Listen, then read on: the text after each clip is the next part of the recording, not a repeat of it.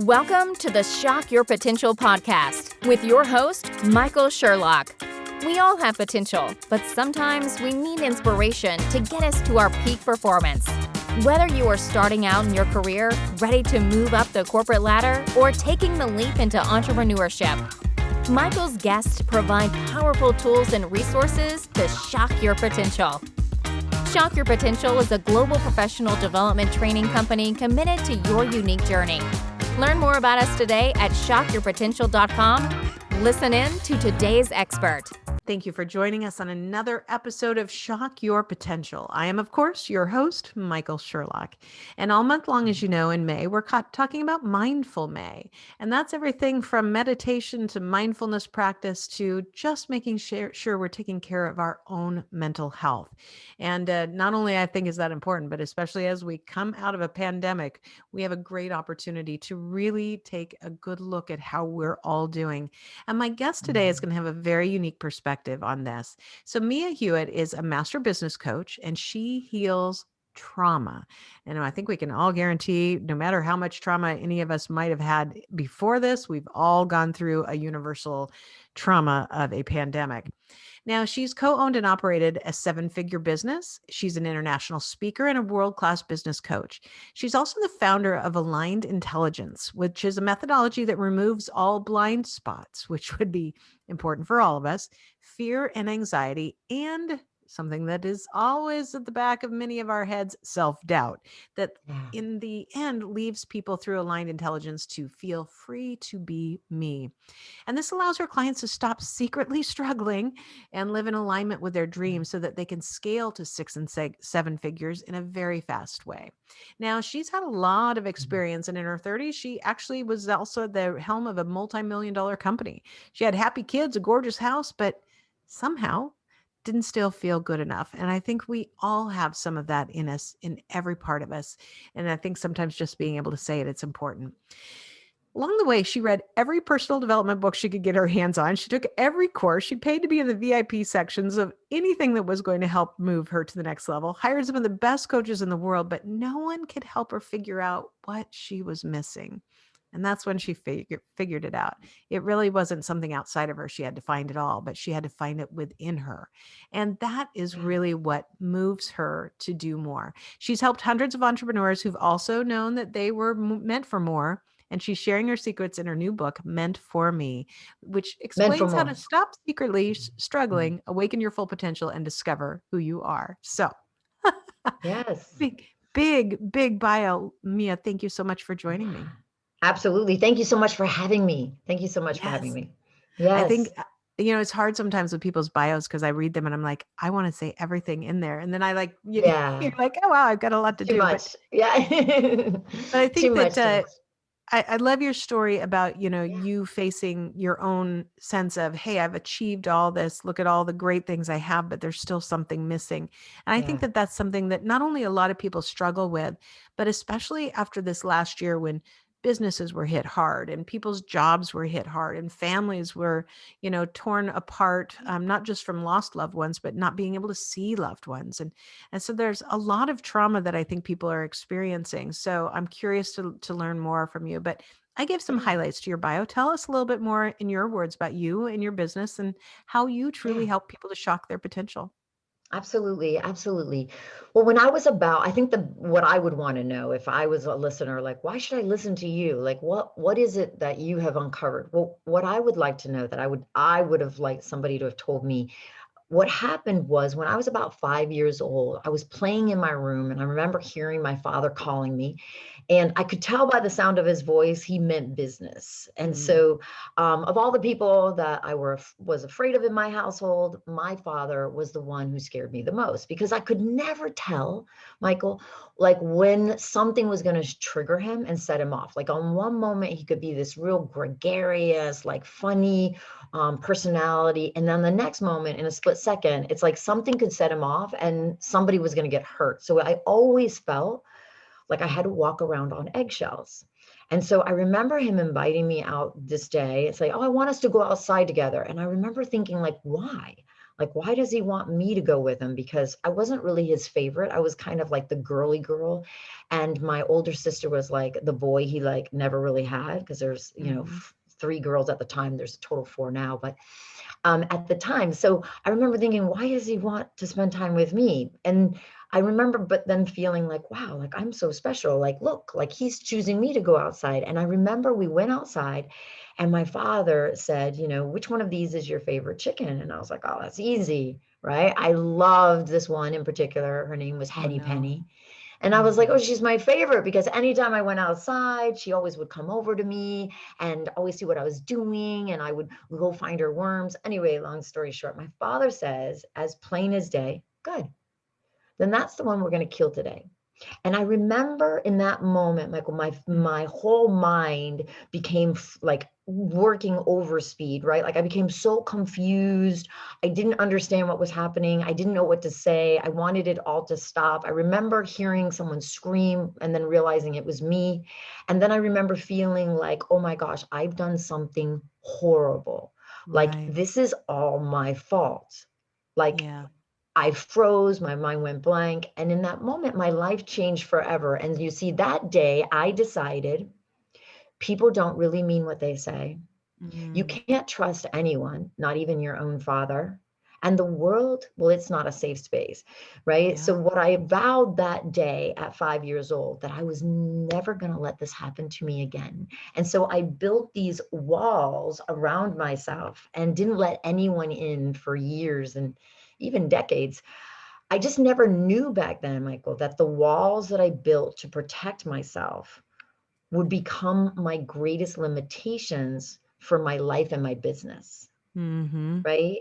And like when it comes to like what you're saying about the pandemic and everything that's happening in the outside world of environment, what I find is that whatever the person's original trauma was, Mm-hmm. gets in heightened, gets in, like it's put in our face more. Like everywhere we don't trust people, everywhere we don't trust others, everywhere we don't trust ourselves, and we doubt our own self. Because that day when that happened to me, I didn't think, oh, dad's just having a bad day, or oh, dad is just actually trying to teach me something to be tougher in the world. I didn't think any of those things. No. I internalized it to mean, clearly this is all my fault, because right before this moment my life was beautiful, and my chicken that I loved was alive, and then after this moment that was all taken away in an instant. So I Mm-hmm. didn't, that is what creates the self-doubt. That's when I broke my trust. That's when I stopped believing in everything. And so I just want to say that although it can appear that we've had many traumas, because since that day I've had many different events that will feel like the same trauma over and over again. They're just different versions, different faces, different places, different situations, but ultimately it will ultimately feel like the same betrayal. Does that make Mm. sense? So Yeah. sometimes there's the symptoms, like of the patterns that will continue. It's not, they're all coming from the one fundamental trauma in the way that we perceived life at that moment, that Mm-hmm. all of the rest of the traumas then become the filter we live into. And so that's the reason why, understanding all that, having that awareness and understanding, that's the reason why the rich get richer and the poor get poorer, right? Like when you think about that in terms of the filter that what we live through, then what we only see, if we're living in that trauma, we only see more people not to trust. We only Right. see more that Right. we don't Yeah. see the opportunities. We don't see where the money is. We don't see how we could change our business in a second and produce more value during a pandemic. Because here's the really cool thing about, now that I understand all of how life works and how we work as an individual and how to really live our full potential. And the key is that the really dichotomy, if you will, of it all, it's paradoxical, but like to awaken is to see, right? Like I'm known as the awakened entrepreneur, because people will come through and they like are like, oh my gosh, I am so awake, I see everything. But here's what's paradoxical. In order to see, you have to first see where you're not awake. Right. Oh Exactly. my gosh, right? So the very thing, the reason the trap continues is because in order to get out of the trap, we actually have to pull back and first realize we're in a trap, Right. Absolutely. right? Yeah, and as you were talking, I was thinking about, that 5-year-old that you were, and thinking about, the woman in her 30s, at, hugely successful company and kids and Yeah, beautiful home and all that, where yeah, like this is all going to just go away in an instant anyway, and it'll be my fault because I that's loved it. this stuff or because I made this happen. That's And exactly wow, right. That's that's a exactly right. So powerful. it's so powerful because you're brilliantly spot on because my first company, which that was my first company, I did it from completely survival. So it was always the fear of it was going to be taken away. Something's going to happen. Something's not going to work right. Or something's going to, now I've done the second company from completely healed the trauma, completely from freedom and ease and flow. And it doesn't look that way. I'm not Mm, afraid of anything being taken away because I've healed the emotional trauma that was getting in the way consistently. Another way to hear it is I say to them oftentimes is we can't think greater than how we feel, right? So yeah. it's not the strategy. Yes, it takes, building a 6 and 7 figure business is there's a strategy and there's a tactic to it, but that's not what take people out because there's Google for that, right? Yeah. That's not what stops us. It's not logical. What actually stops us is emotional. And so if we Hmm. don't heal this emotional side of ourselves, we actually limit our potential. We limit our ability to think, to see exactly where the opportunities are. And that is the biggest thing.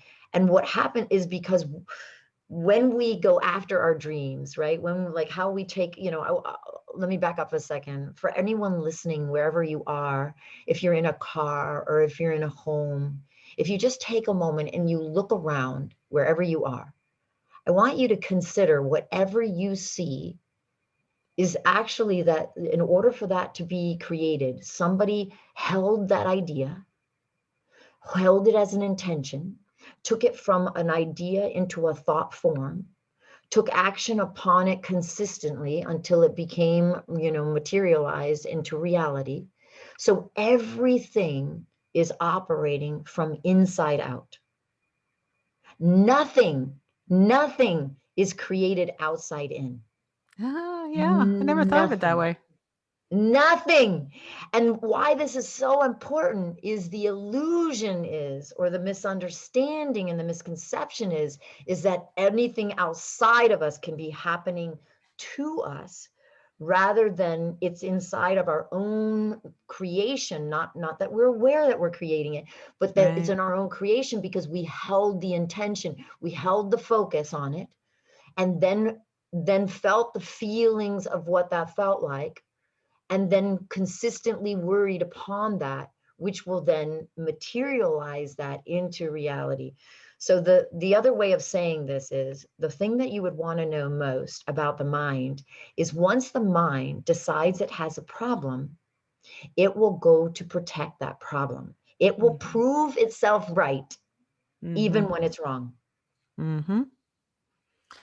It reminds me, strangely enough, of old Saturday Night Live skit with Al Frankel, where Oh, he was really? like, yeah, because he was doing it was from the 70s or 80s or something, and it was at the time, people were doing all positive self-talk, and he's looking in the Yeah. mirror going, "You are smart. You are brilliant. You are handsome." And it's this kind of parody of having manifestations, but you could tell his character either really didn't believe it or was No, completely delusional anyway. So no. therefore, it Yeah. wasn't. And I love that you're pointing that out because this is not positive thinking. So positive thinking doesn't work. And here's why. Because what is stopping us is not coming from the logical, it's coming from the emotional, right? Yeah. So you can Hmm. tell yourself logically, oh, you're smart, you're beautiful, you're this, you're that, but you feel not beautiful, not smart, not good enough.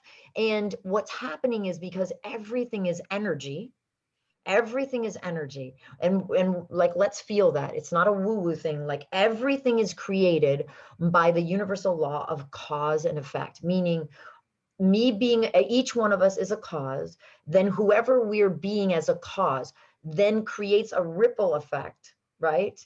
Which then will reverberate back to us, right? So every cause has an equal and opposite reaction. A reaction has an equal and opposite reaction, or an effect or consequence to that cause. So that's why when we beat up on ourselves and we don't think we're good enough, we only get more evidence that shows why we're not good enough, or people who beat up on us or feel justified. We prove ourselves right based on the universal law of cause and effect, because we don't understand the way the world really works. Right. Thinking about, I selfishly, I was thinking about a part of my head that is stuck right now in part of kind of my business element. And so I'm thinking, okay, that's right. Because I keep, going between, no, you can do this. You've got so much positive energy. Okay. But you still haven't made it work yet. Just kind of that back and forth dialogue. So how do we break this? How do we move out of the self-negative talk and really, get us into forward and open, Absolutely. forward progression? Absolutely. And I'm going to say, definitely, I'm going to say for everyone listening, because I'm going to sum up as much as I can in this few seconds, but I will tell you, read the book, because, in the book, Meant for More, Stop Secretly Struggling and Become a Force to be Reckoned with. The reason why this book is going to outlay it completely in the exact order, and for each individual to find their own trauma, find exactly what happened to them, and then unravel it. Because what we have to do, in a nutshell, is unravel the misunderstanding, misconceptions that have been in your way, which is going to free you to really be free to be you. So I want to answer your question inside of that. So when we're stuck in a loop of constantly, even though we know we have the potential, because that's logical, right? We know we have, you are capable of doing this, but we just can't seem to feel like we can do it. What we need to do is first understand how life really works, and then how we work as an individual. So how life works is, we've got it all is happening from inside out reality. It's never outside in. The second thing is, there's the universal law of cause and effect. So whatever we focus on just gets bigger. The next thing is the universal law of of the law of polarity. I want to say this one, because this is going to be between the law of cause and effect and the law of polarity, and understanding inside out. Everything's going to start to make sense, what I'm going to tell you what to do. But how the law of polarity says that nothing in this universe exists in a half.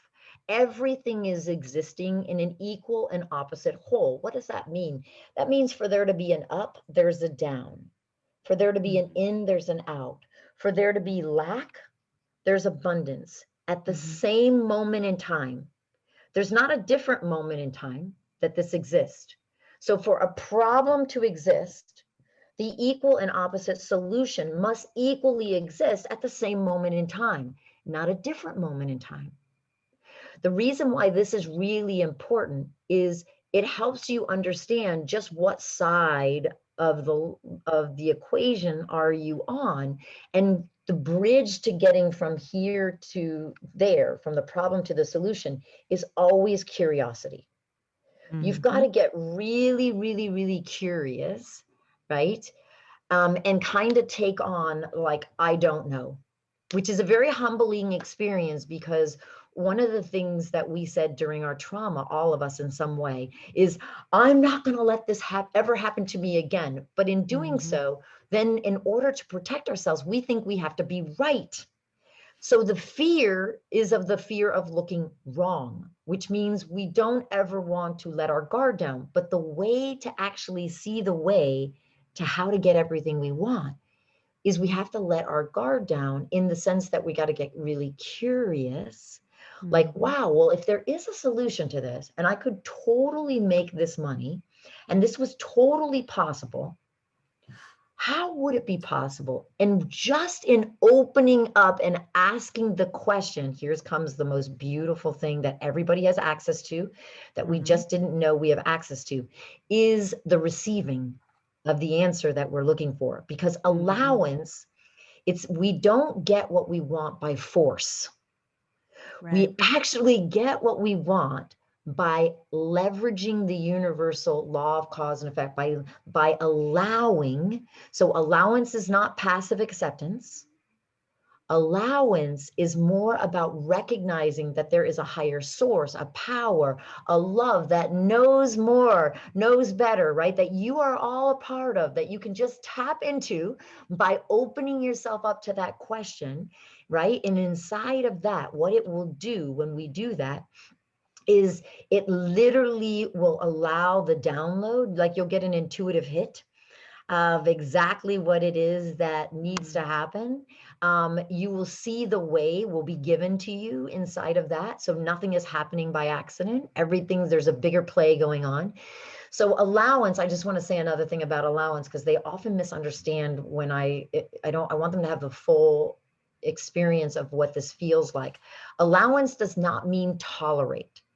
So allowance is not a passive, but it's or inactive, but it's more about actively choosing to flow with life by looking at all events as neutral. When we can look at something as completely neutrality, right? Then and curiosity, and we bring that curiosity and innocence to looking at it, then obstacles don't appear. There's nothing that stops us. And instead, we will see the stepping stones. Oh, this is what feels right to the next step. And then that next step, right? So that's how it really works, is inside of your own, using your own guidance system by opening yourself up to that. Does that make sense, Michael?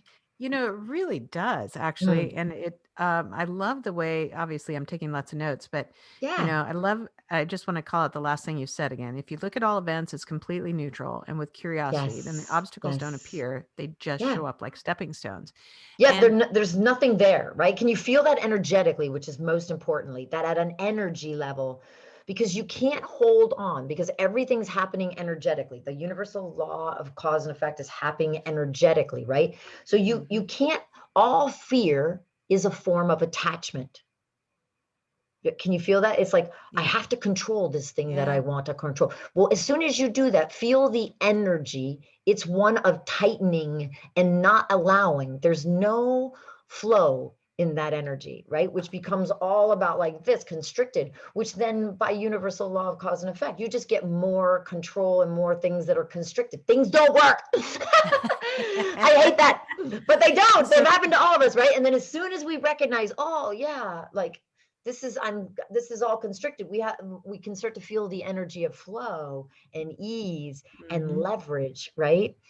The misunderstanding people have, that it is one of the biggest misunderstandings, there's a lot of them, but there's this one in particular, is we've been sold a bag of tricks that to be successful in life, you have to work really hard. right. Yet how many people do we all know that work 2 and 3 jobs and are not successful? Or happy. Like, or happy, but not, definitely not successful, right? And Right. so if it's not about working hard, what do these few people know that are like, what are the 1%ers know that the majority doesn't know? And I'm going to tell you the answer. We use leverage. Yeah. We use energy. We actually don't try to do it all ourselves. We actually, really believe in like the energy of allowing it to happen. We set the intention. So here's the key, right? Is inside of this is we hold the end in mind. We hold the intention of what it is, that the result that we want.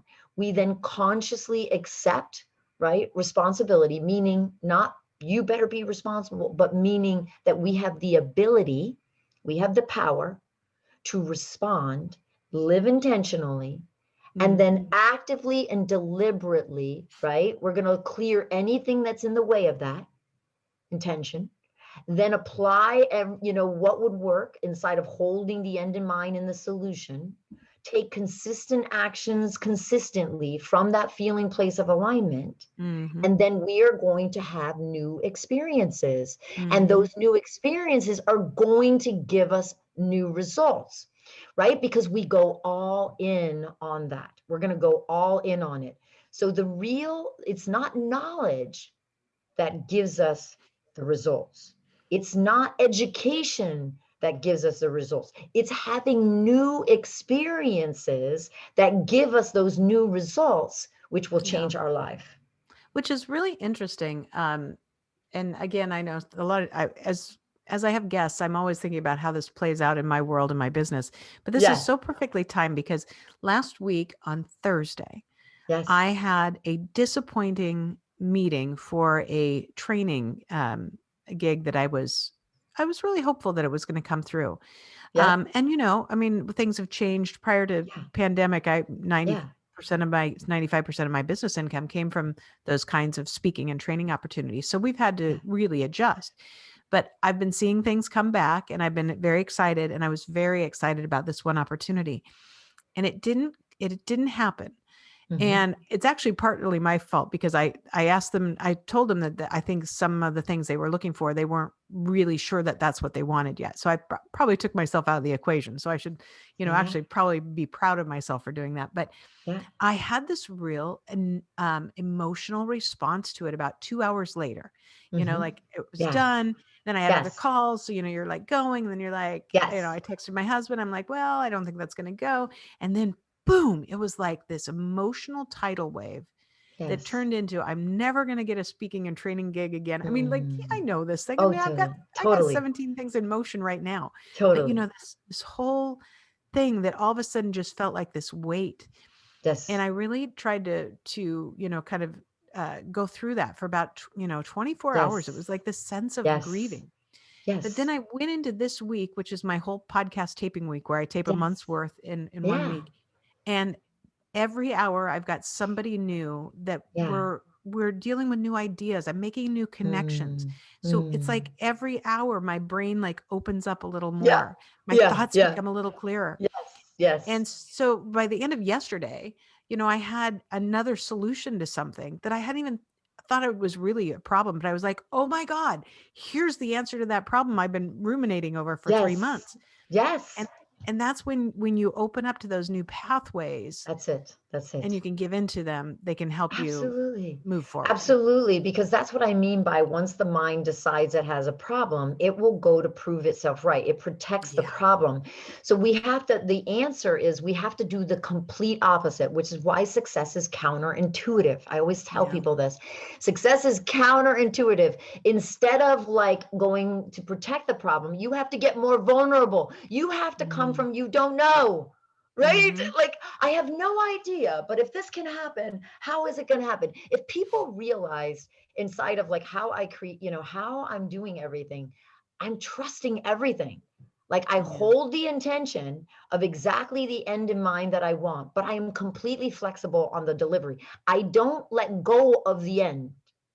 So when I say I go all in, I really go all in. I do Mhm. not look back ever. So Mhm. once I'm in the end, I'm already in the end before the end has happened. It's already Mhm. done. And then I'm just really like trusting in what lights up to that end, because as you feel this, guys, like you have within you your own GPS. You Yeah. have your own GPS. Like, feel this, right? So another way of saying it is, when we aim at nothing, we always get it every time. But if we Exactly. aim, right? If we don't know what we're aiming at, we never get there. Right. But think about this. If you have your own built-in GPS, meaning you have an imagination, nobody taught you how to imagine. You didn't have to go to imagination school. You were born with that. And then you Yeah. were born with feelings. Nobody had to teach you how to feel. You didn't have to go to feeling school. So now you've got the imagination where you can hold the intention and see the end result you want. Then you were born with feelings, which will tell you at every moment whether the thought you are thinking is in alignment with what you want or out of alignment from what you want. And so that Yeah. you can then go, oh no, that doesn't feel so good. I think I'll let that thought go. Let me get back into what thought feels better. And then you hold that feeling place. This is very important because everything's responding by energy. You hold the feeling place of exactly what that would feel like to already have that, while you're open to anything that'll make it easier to get there. Like I don't hold on to it's it's going to be only me that says that this is the way. I have no idea. Like I just know that if I trust inside of these universal unseen forces, right? Yes. When we can trust in gravity, nobody doubts gravity, Right. but you can't see it. Yeah. Right? Nobody doubts it, but nobody can see it. So when you start to trust in these unforeseen laws, which are so freaking powerful that you have access to 24/7, they never sleep, they don't ask for extra pay, and they're never taking 6 days. You all have access to them. I have the access to the same 24/7 laws. And the fact that when you claim that, when you own that power, which is really your God-given right, everything gets easier. Everything gets easier. Everything gets easier. Yes. Everything gets easier. So one of my favorite things that I would say to myself, I mean, now it just is so normal, but before, when I went from surviving life to thriving life, one of the things that I bridged myself into the other end is I would say this over and over until I felt it. It was all about the feeling, but I would say, everything is working out for me, even when I don't know how. Yeah. Everything is working out for me, even when I don't know how. Everything is working out for me. And the reason that works on a whole neuroscience level is because energetically I believed in my capability, but logically I could let go of my mind.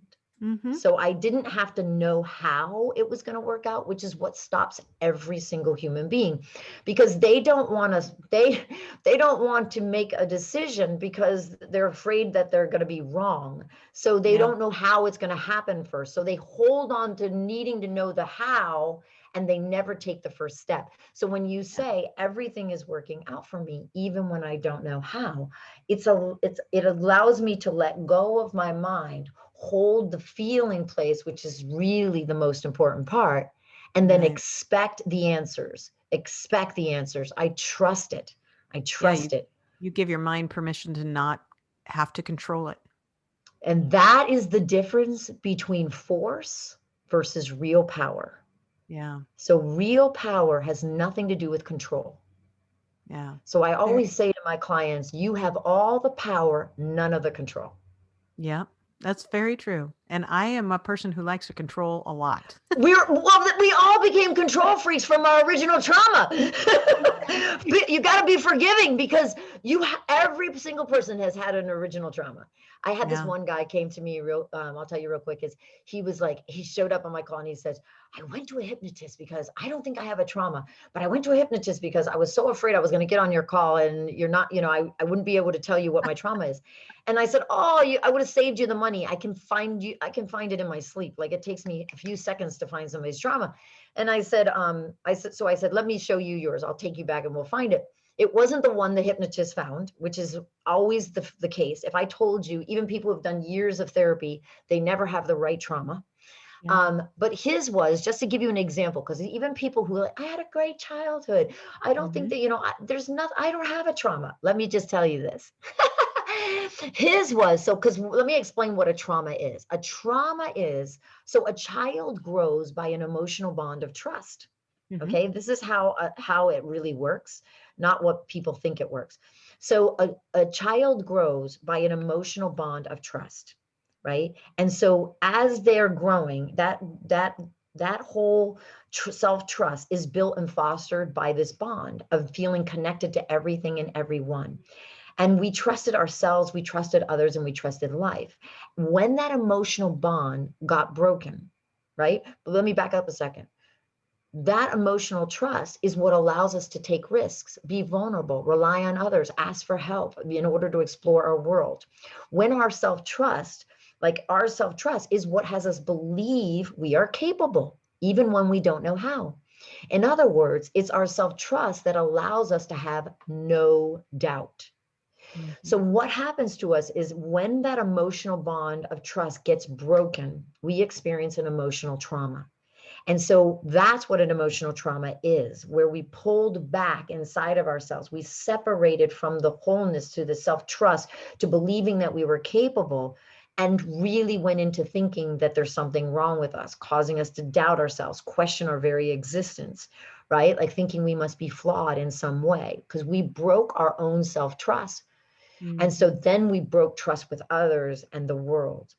And so what happened was, at that moment that that happened, our authentic self ceased to exist psychologically. And we became a way to survive our life. And that was the day we created our ego, right? And so there, by that point where that idea got instilled, we made that decision and it became a perception of reality.